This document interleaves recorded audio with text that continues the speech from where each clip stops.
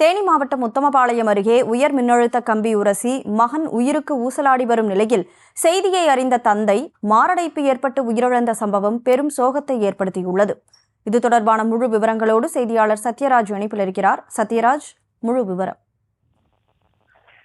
கனிமொழி, தேனி மாவட்டம் கம்பத்தில் பார்த்தோம்னா முபாரக் இர்பான் என்ற பையன் தன்னுடைய நண்பருடைய வீட்டுக்கு சொல்லும்போது ஒரு வீடு கட்டிட்டு இருக்காங்க. அந்த வீட்டு மேல பாத்தீங்கன்னா உயர் மின்னழுத்த கம்பி போயிருக்கு. அந்த கம்பி எதிர்பாராத விதமா அவர் ஒரு கம்பை எடுக்க போகும்போது தலையில உரைச்சி அந்த மின்சாரம் தாக்கி உயிருக்கு ஆபத்தான நிலையில அரசு மருத்துவமனை சிகிச்சை பெற்று வராது.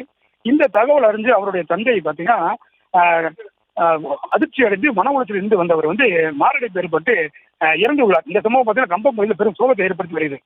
குறிப்பாக தேனி மாவட்டம் கம்பமெட்டு சாலையில வச்சு வருவது முபாரக் அலி. இவருடைய மையம் பார்த்தா முகமது இர்பான், MBA பட்டதாரி. வேலையை முடிச்சுட்டு காவலர் பணிக்கு பயிற்சி நிலைமையில பாத்தீங்கன்னா இந்த உயர் மின்னழுத்த கம்பி அடிச்சதுனால இன்னைக்கு உயிருக்கு ஆபத்தான நிலைமையில தேனி அரசு மருத்துவ கல்லூரியில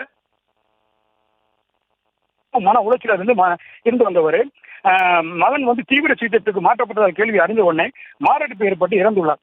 இந்த சம்பவம் பார்த்தீங்கன்னா கம்பம் பகுதியில் பெரும் சோகத்தை ஏற்படுத்தி வருது. குறிப்பாக மின்சாரத்துறையினர் உரிய நடவடிக்கை என்றும் தேனி மாவட்ட நிர்வாகம் நடவடிக்கை எடுத்து அந்த வீட்டுக்கு மேலேயே போகக்கூடிய அந்த உயர் மின்னழுத்த மின்சார கம்பியை அகற்ற வேண்டும் என்ற கோரிக்கை பொதுமக்கள் இட்டு வராங்க.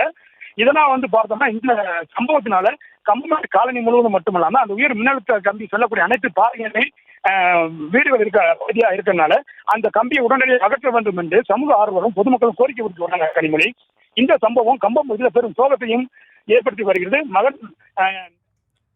விவரங்களை வழங்கியதற்கு நன்றி சத்யராஜ்.